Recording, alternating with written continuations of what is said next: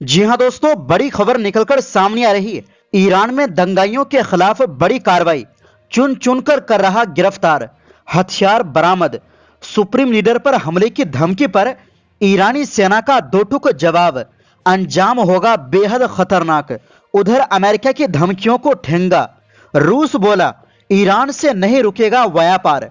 वहीं अगली खबर में आपको बताएंगे, नेतन्याहू बोले गाजा में तुर्की फौज की नहीं होगी एंट्री, तो तुर्की ने किया पलटवार। यहूदी देश की बड़ी टेंशन। और इसी के साथ आपको बताएंगे, ग्रीनलैंड पर अमेरिकी धमकी के बाद डेनमार्क सांसद की खरी खरी, अमेरिका से जंग लड़ने को तैयार। तो बिना समय गवाए बात करते हैं खबरों की। दोस्तों, ईरानी सुरक्षा एजेंसियों ने देश में हाल ही में हुए प्रदर्शनों और हिंसा के मामलों को लेकर दर्जनों लोगों को गिरफ्तार किया है। सरकार इन लोगों को दंगों में शामिल बता रही है। इस बीच रूस ने साफ कर दिया है कि वो अमेरिका की धमकियों से डरकर ईरान से अपने व्यापारिक रिश्ते खत्म नहीं करेगा। रूस के विदेश मंत्री सर्गेई लावरोव ने कहा है कि मॉस्को और तेहरान के बीच कारोबार पहले की तरह जारी रहेगा, चाहे अमेरिका कुछ भी कहे।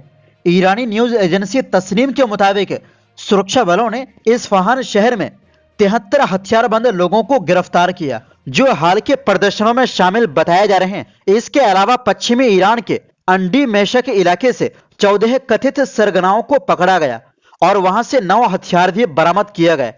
तस्नीम का यह भी कहना है कि पश्चिमी ईरान के चहर महल और बख्तियारी इलाके में भी दंगों के कथित नेताओं को पकड़ा गया है, जिन पर एक बैंक जलाने का आरोप है। उधर जर्मनी की समाचार एजेंसी के मुताबिक ईरान के सरकारी टीवी ने बताया है कि तेहरान के अभियोजक कार्यालय ने खेल और सांस्कृतिक जगत से जुड़े 15 चर्चित लोगों के खिलाफ कानूनी कार्रवाई शुरू की है, क्योंकि इन पर प्रदर्शनों का समर्थन करने का आरोप है। इतना ही नहीं, ईरानी मीडिया के अनुसार कम से कम 60 कैफे जांच के घेरे में हैं, जिन पर आरोप है कि 8 और 9 जनवरी की रात को वहां से विरोध प्रदर्शन की अपीलें की गई थी। इससे पहले ईरानी रेवोल्यूशनरी गार्ड ने भी ऐलान किया कि उन्होंने देश के उत्तर पूर्वी प्रांत खुरासान रजवी में 8 हथियारबंद लोगों को गिरफ्तार किया है। इस बीच ईरान के पुलिस प्रमुख अहमद रजा रादान ने सोमवार को सख्त चेतावनी दी। उन्होंने कहा कि जिन लोगों ने दंगों में हिस्सा लिया है, उन्हें 3 दिन के भीतर खुद को सरेंडर करना होगा, तभी किसी तरह की नरमी पर विचार किया जाएगा।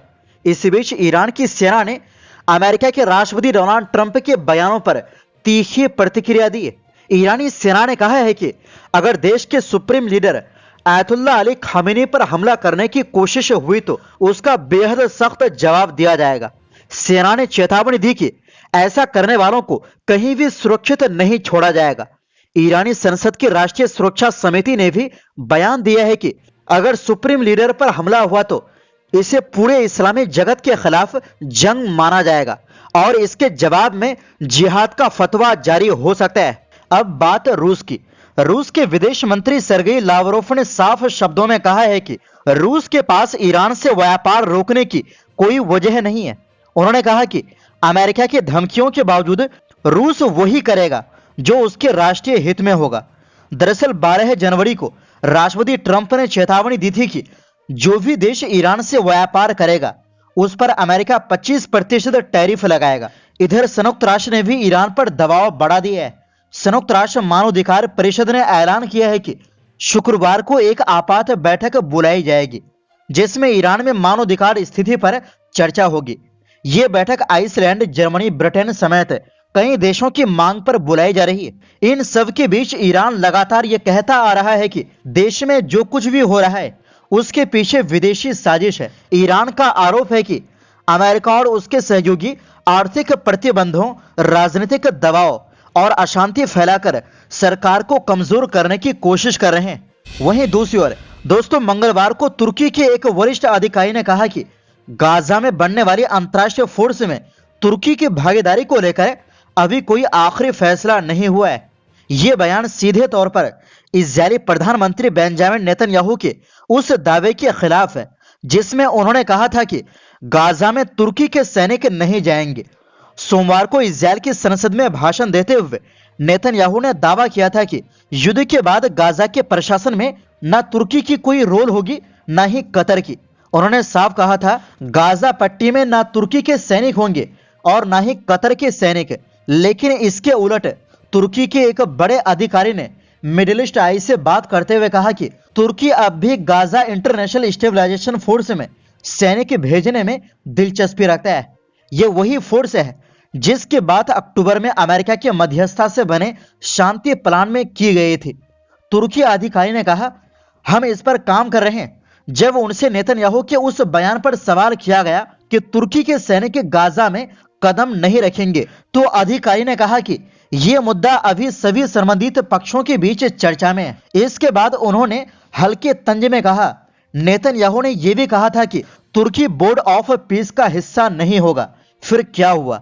दरअसल बीते वीकेंड अमेरिकी राष्ट्रपति डोनाल्ड ट्रंप ने तुर्की के राष्ट्रपति रजब तैयब एर्दोगान को बोर्ड ऑफ पीस में शामिल होने का न्योता दिया है। यह बोर्ड गाजा के प्रशासन और पुनर्निर्माण की निगरानी के लिए बनाया जा रहा है।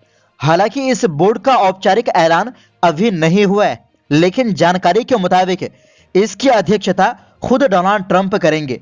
गाजा युद्ध विराम समझौता तय कराने में मिस्र, तुर्की और कतर जैसे देशों ने अहम भूमिका निभाई थी। सूत्रों के अनुसार शर्म अल शेख में घोषित योजना पर बातचीत करने वाले सभी देश बोर्ड ऑफ पीस में शामिल होंगे, भले ही इस्राएल ने एर्दोगान की भागीदारी का विरोध किया हो। सोमवार को नेतन्याहू ने तुर्की और कतर की भूमिका को छोटा दिखाने की कोशिश की, लेकिन उन्होंने ये भी माना कि इस मुद्दे पर इस्राएल और अमेरिका के बीच मतभेद है। हालांकि अमेरिका द्वारा गाजा पर बनाए गए दोनों बोर्ड की बनावट साफ दिखाती है कि तुर्की और कतर के अधिकारी गाजा के पुनर्निर्माण के रोजमर्रा के कामों में शामिल रहेंगे।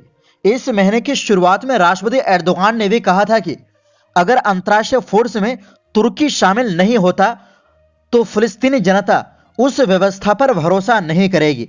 वहीं दूसरी ओर दोस्तों, ग्रीनलैंड को लेकर अमेरिका और डेनमार्क के बीच तनातनी और तेज हो गई है। डेनमार्क के सांसद रासमुस जारलो ने साफ चेतावनी दी है कि अगर अमेरिकी राष्ट्रपति डोनाल्ड ट्रंप ने ग्रीनलैंड पर हमला किया तो इसे सीधी जंग माना जाएगा। CNN से बात करते हुए जारलो ने कहा कि अगर अमेरिका हमला करता है तो डेनमार्क पीछे नहीं हटेगा। उन्होंने माना कि अमेरिका ज्यादा ताकतवर है, लेकिन अपनी जमीन और अपने लोगों की हिफाजत करना उनका फर्ज है। इससे पहले डोनाल्ड ट्रंप ने कहा था कि वो दावोस में होने वाले वर्ल्ड इकोनॉमिक फोरम के दौरान ग्रीनलैंड के मुद्दे पर दूसरे विश्व नेताओं से बात करेंगे। ट्रंप का दावा है कि डेनमार्क ग्रीनलैंड की सही तरीके से सुरक्षा नहीं कर सकता। पत्रकारों से बातचीत में उन्होंने कहा कि अमेरिका को ग्रीनलैंड चाहिए क्योंकि डेनमार्क वहां मौजूद भी नहीं रहता और उसकी रक्षा करने की काबिलियत नहीं रखता। ट्रंप के इन बयानों पर डेनमार्क की प्रधानमंत्री मेटे फ्रेडरिक्सन ने दो टूक जवाब दिया। उन्होंने साफ कहा कि डेनमार्क ग्रीनलैंड को किसी भी हाल में नहीं छोड़ेगा। उनके मुताबिक ग्रीनलैंड डेनमार्क का हिस्सा है और उसकी संप्रभुता पर कोई समझौता नहीं हो सकता। वहीं ग्रीनलैंड के प्रधानमंत्री जेन्स फ्रेडरिक निल्सन ने भी प्रतिक्रिया दी। उन्होंने कहा कि ग्रीनलैंड पर सैन्य कार्रवाई की संभावना कम है, लेकिन इसे पूरी तरह नकारा भी नहीं जा सकता। ट्रंप के बार बार दिए जा रहे बयानों से नाटो देशों और पूरे यूरोप में चिंता बढ़ गई है। ग्रीनलैंड भले ही आबादी में छोटा हो, लेकिन रणनीति के तौर पर बेहद अहम है।